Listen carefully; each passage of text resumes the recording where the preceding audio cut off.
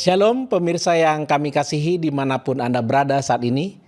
Kita bersyukur boleh kembali bersama-sama akan mempelajari pelajaran sekolah sahabat kita dengan judul besar Pelajaran Iman dari Yosua. Pelajaran yang ke-10 dengan judul Yosua Sejati. Siaran ini dilangsungkan dari studio Voice of Seven, Conference Jawa Kawasan Timur, Jalan Tanjung Anom nomor 7, Surabaya. Bila mana Bapak Ibu Saudara-saudara rindu untuk dilayani, kami sangat senang bila mana Anda boleh menghubungi nomor telepon yang ada di layar Bapak Ibu Saudara-saudara untuk kami doakan supaya kiranya Tuhan memberkati. Pada saat ini narasumber kita yang pertama adalah Pendeta Samuel Timbuleng, Gembala Jemaat Dharma Husada Indah Surabaya. Salam Pendeta. Shalom Pendeta, terima kasih. Yang kedua adalah Pendeta Kurnaidi, beliau adalah Direktur Komunikasi AWR Conference Jawa Kawasan Timur. Shalom Pendeta. Bapak Ibu Saudara-saudara, tentunya untuk memulai pelajaran kita pada saat ini, kita rindu untuk memohon kuasa Roh Kudus. Doa buka akan disampaikan oleh hamba Tuhan Pendeta Kurnaidi. Kami persilakan Pendeta. Mari kita berdoa. Tuhan Allah Bapa kami yang bersemayam dalam takhta kasih kerajaan surga, saat ini kami bersiap untuk melayani Tuhan melalui diskusi sekolah sahabat. Kami memohon kiranya Tuhan pula yang berkenan berkarya dalam hal ini, sehingga diskusi kami ini boleh menjadi berkat firman Tuhan dapat dipahami oleh siapapun, dan kami semuanya dapat menghidupkannya sebagaimana yang Tuhan kehendaki. Sehingga kami semua semakin siap menyambut Kristus yang segera datang. Di dalam nama Tuhan kami Yesus Kristus kami berdoa. Amin. Amin. Adapun ayat inti kita untuk pelajaran yang ke-10 dengan judul Yosua Sejati terdapat di dalam kitab 1 Korintus pasalnya yang ke-10, ayatnya yang ke-11. Firman Tuhan berkata demikian.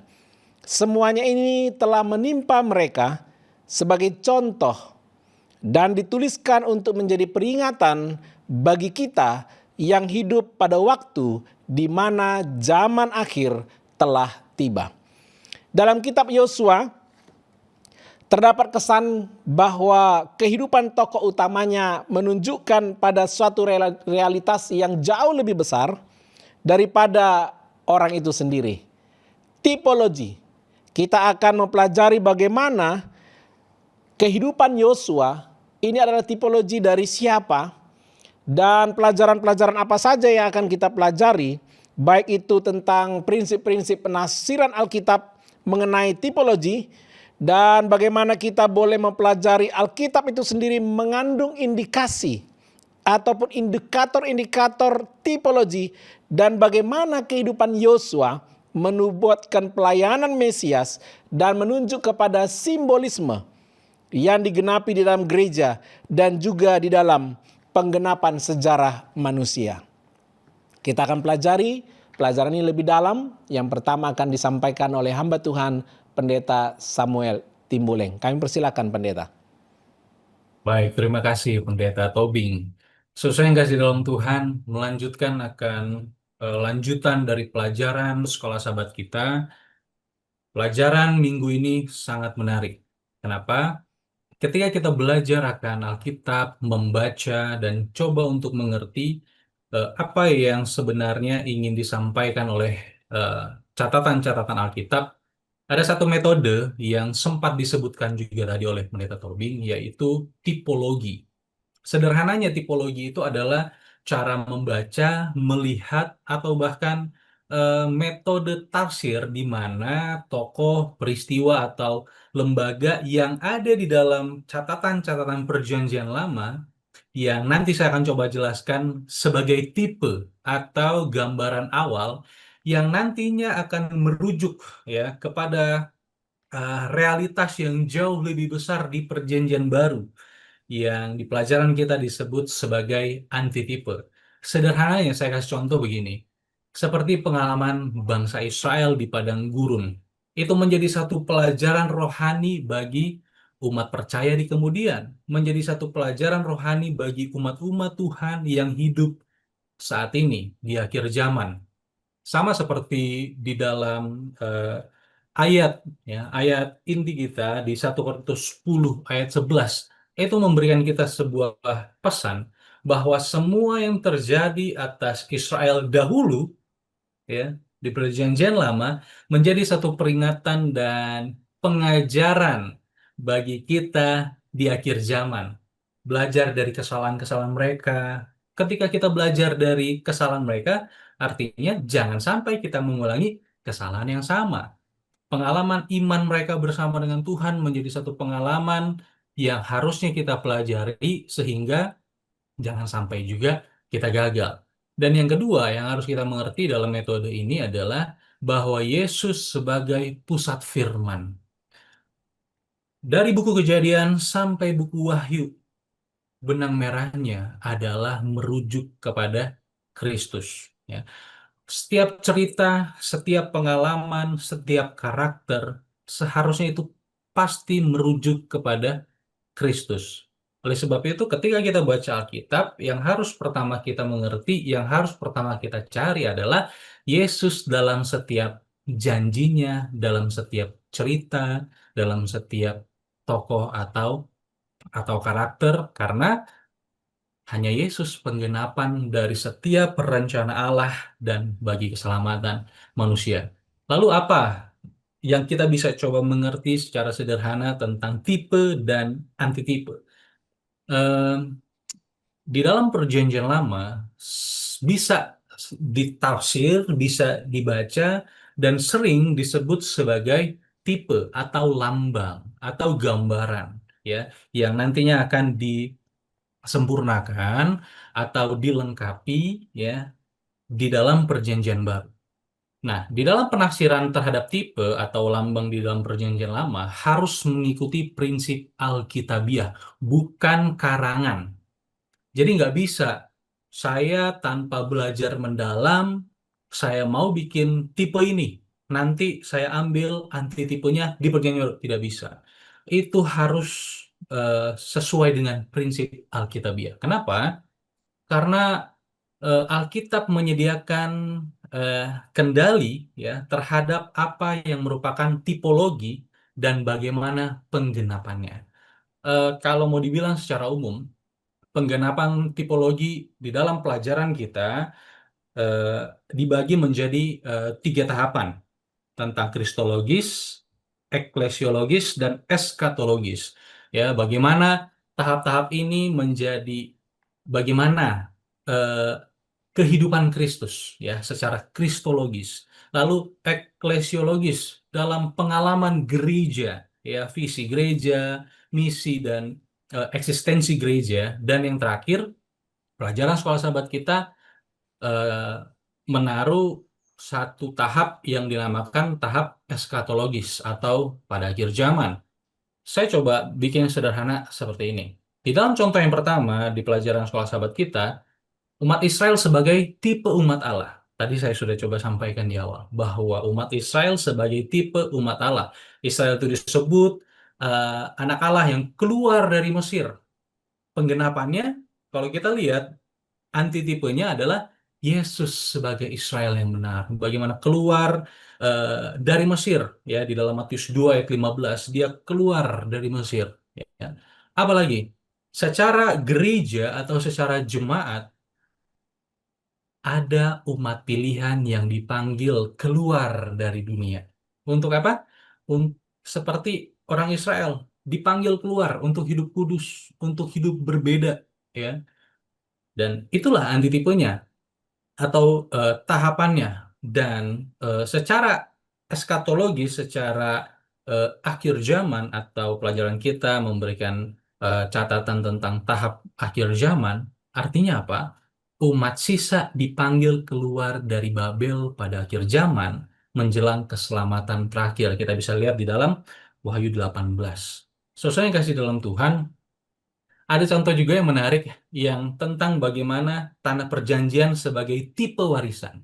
Orang Israel dijanjikan, ya, itu kalau kita pelajarin sebelumnya, dijanjikan kepada Abraham, lalu eh, di akhirnya masuklah digenapi, mereka masuk ke dalam tanah perjanjian itu, tanah Kanaan itu, dan penggenapannya di dalam Kristus, ya, secara kristologis, setelah masa pengusiran di Mesir, Yesus dibawa kembali ke tanah Israel, ya, bahwa menandai permulaan penggenapan janji di dalam Matius 2 ayat 19 ketika malaikat datang kepada orang tua Yesus pertama kali. Lalu bagaimana dalam tahap gereja? Orang percaya hidup sebagai warga kerajaan Allah, ya. Orang percaya hidup sebagai warga kerajaan Allah yang belum sepenuhnya terlihat. Masih dalam perjalanan, ya. Masih dalam perjalanan menuju ke tanah yang dijanjikan. Oleh sebab itu, dalam tahap eskatologis, dalam akhir zaman, warisan kekal itu akan terpenuhi di langit dan bumi yang baru. Kita bisa lihat di dalam 2 Petrus 3:13 dan juga Ibrani 4 ayat 8 dan 9. Bahwa apa yang kita bisa pelajari?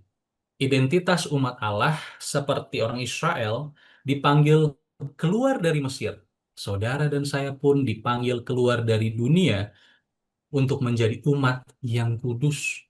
Oleh sebab itu, mari kita hidupkan panggilan ini dengan menjauhi gaya hidup yang bertentangan dengan firman Tuhan. Yang kedua, Yesus sebagai pemenuhan janji.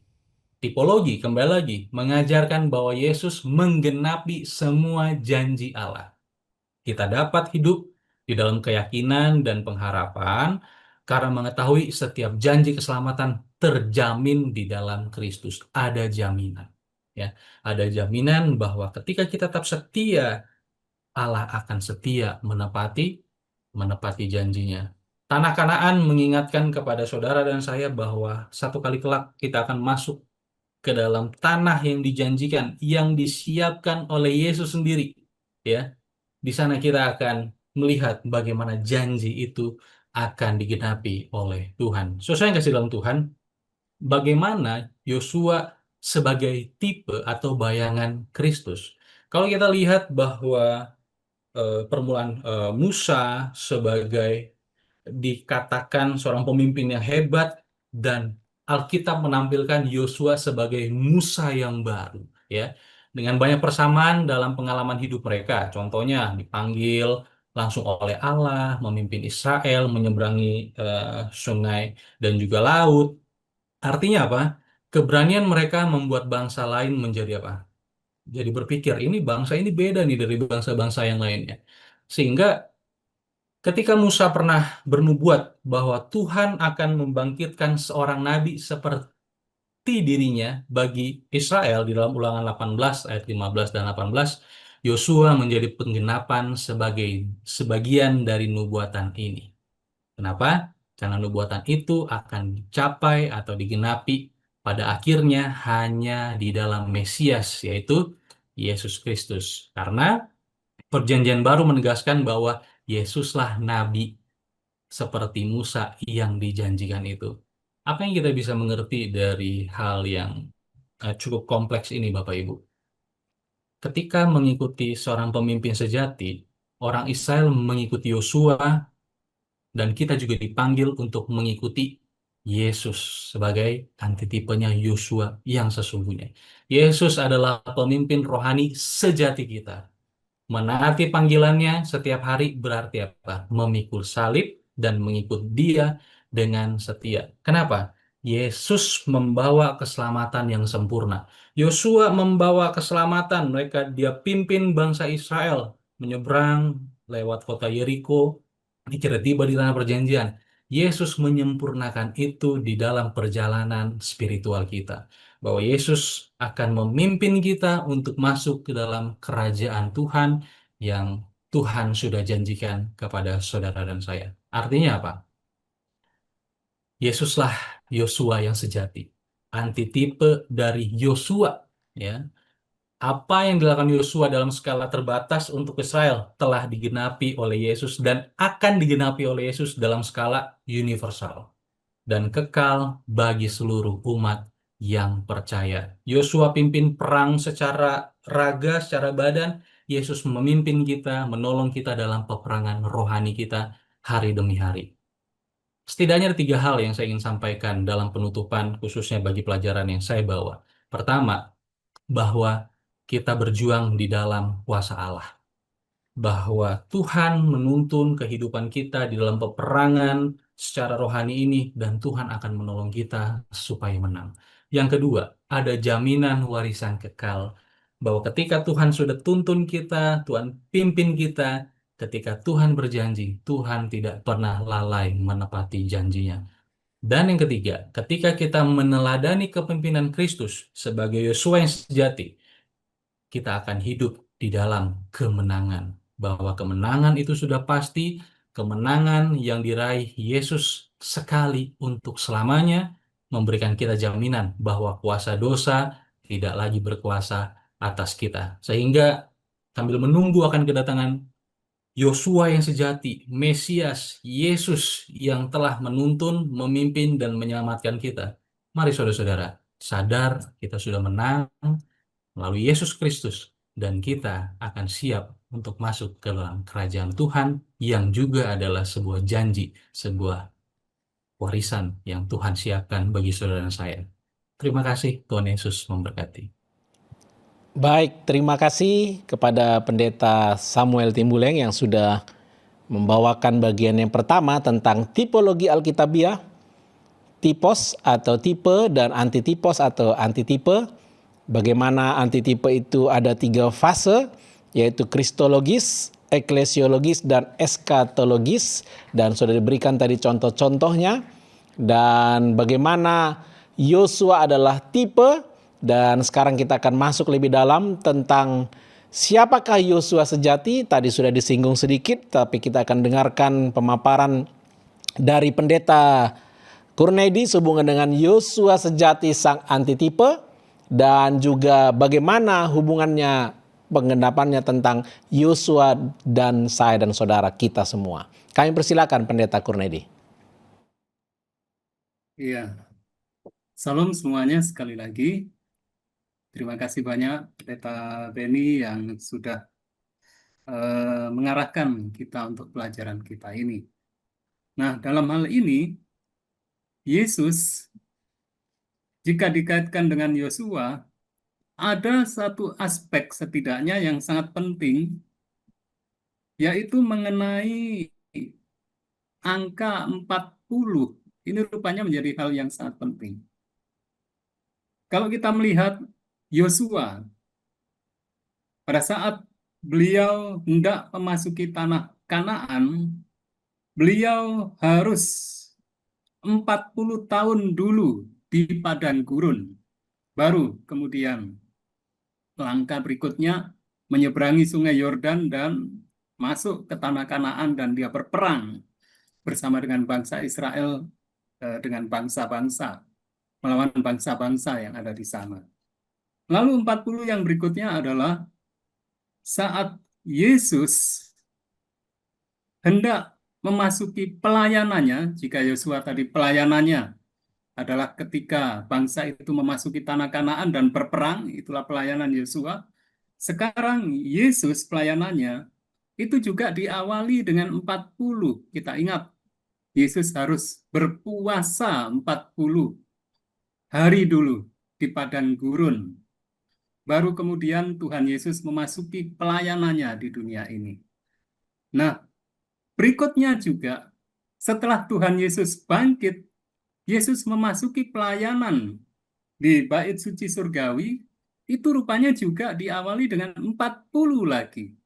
Yaitu Yesus harus 40 hari dulu. 40 hari dulu menampakkan diri kepada para murid sebagai bukti bahwa dia telah mati dan bangkit. Dia hidup. Bisa saja Yesus ini setelah bangkit, dia kemudian langsung mi'raj ke surga. Tetapi rupanya ada tahapan, yaitu selama 40 hari Tuhan Yesus menyatakan diri pada murid-muridnya.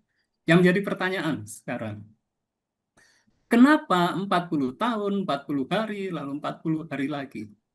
Rupanya ini mengandung satu pemahaman atau pelajaran yang sangat penting ketika kita, para umat Tuhan, akan memasuki peperangan rohani. Kalau kita melihat, setidaknya ada dua hal, yaitu yang pertama adalah keyakinan dan yang kedua adalah penyerahan. Tentang apa? Keyakinan dan penyerahan terhadap kasih Tuhan. Keyakinan dan penyerahan terhadap kasih Tuhan. Allah yang Maha Kasih.